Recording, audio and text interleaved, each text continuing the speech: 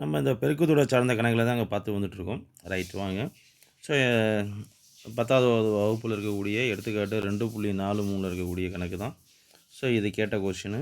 So பெருக்குத்தொடர் வரிசையை கொஷினாக கேட்குறாங்க. ரொம்ப ஈஸியாக நம்மளால் என்ன பண்ண முடியும், கணக்கு போட முடியும். என்ன சொல்லிங்கன்னா, ஒரு பெருக்குத்தொடர் வரிசையின் 4வது உறுப்பு பார்த்தீங்க அப்படின்னா 8/9, 7வது உறுப்பு பார்த்தீங்க அப்படின்னா 64/243 எனில் பெருக்குத்தொடர் வரிசையை காண்க. ஸோ பெருக்குத்தொடர் வரிசை தான் கொஸ்டின் கேட்டிருக்கான். ஸோ பெருக்குத்தொடர் வரிசை தான் இங்கே ஆன்சராகவும் கொடுத்துருப்பாங்க. நம்ம பெருக்குத்தொடர் வரிசைனா என்னான்னு சொல்லியிருக்கேன். என்ன அப்படின்னா, ஏதாச்சும் ஒரு கான்ஸ்டண்ட்டு, ஓகேவா, நல்லா நான் வச்சுங்க, ஏதாவது ஒரு கான்ஸ்டண்ட்டு ஒன்று பெருக்கிட்டு போயிருப்பாங்க, இல்லை அப்படின்னா வகுத்துட்டு போயிருப்பாங்க. ஓகேங்களா? ஸோ அவ்வளோதான் விஷயம். ஸோ நல்லா நான் வச்சுங்க.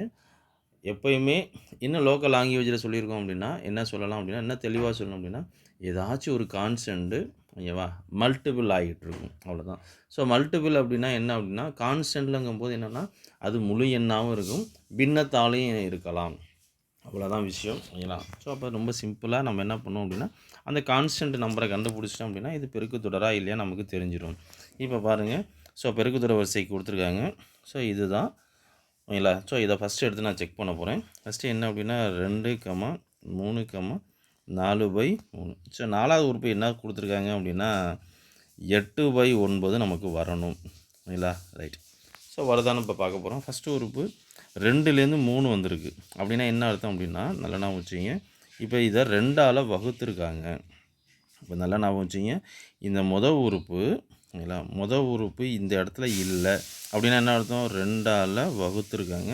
ஸோ 3 புதுசாக வந்திருக்கு. ஸோ அப்போ 3 மேலே வந்திருக்கு. ஸோ அப்போ நம்மளுடைய பொது விகிதம் என்ன அப்படின்னா 3/2. இதுதான் இந்த கான்ஸ்டன்ட் நம்பரு, ஓகேங்களா? ரைட். அதே நம்பரை நான் இங்கே பெருக்கும்போது இந்த நம்பர் வரணும், ஓகேங்களா? இப்போ பாருங்கள், 3 இன்ட்டு நம்மளுடைய கான்ஸ்டன்ட் நம்பர் கண்டுபிடிச்சிட்டேன், 3/2. ஸோ பெருக்குன்னா 3 எவ்வளோ, 9, கீழே 2. இதுதான் வரணும் இந்த இடத்துல. ஆனால் என்ன வந்திருக்கு, 4/3ன்னு வந்திருக்கு.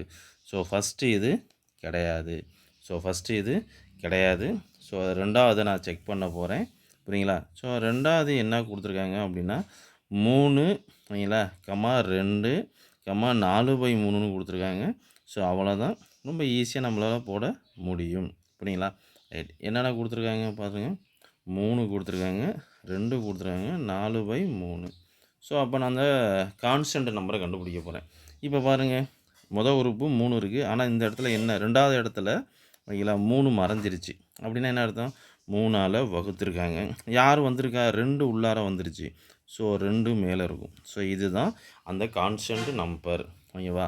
ஸோ அதே மாதிரி இந்த இடத்துலையும் 2/3 நான் பண்ணால் எனக்கு இந்த வேல்யூ வரணும். வருதான்னு பார்ப்போமா, 2 இன்ட்டு 2/3 பாருங்கள், 2, 2, 4, இல்லை 4/3 வந்துருச்சு, ரைட். அதே கான்ஸ்டன்ட் நம்பரால் இங்கே 4வது உறுப்பு பண்ணும்போது இந்த நம்பர் வரணும், ஓகேவா? அதாவது 2/3ஆல் பெருக்கும்போது எனக்கு இந்த நம்பர் வருதான்னு பார்க்குறேன். வருதா, 4/3 இன்ட்டு 2/3, 4, 2, 8, 3, 9, ஓகேவா? அவன் சொன்ன 4வது உறுப்பு வந்துருச்சு.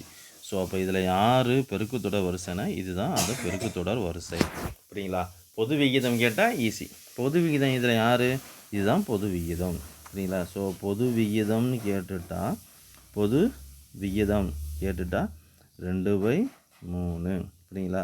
ஸோ அப்போ இதில் யார், ஓகேங்களா, பெருக்குத்தொடர் வரிசை எது அப்படின்னா இதுதான், பி தான், சரிங்களா? ரைட். ஸோ அவ்வளோதான்.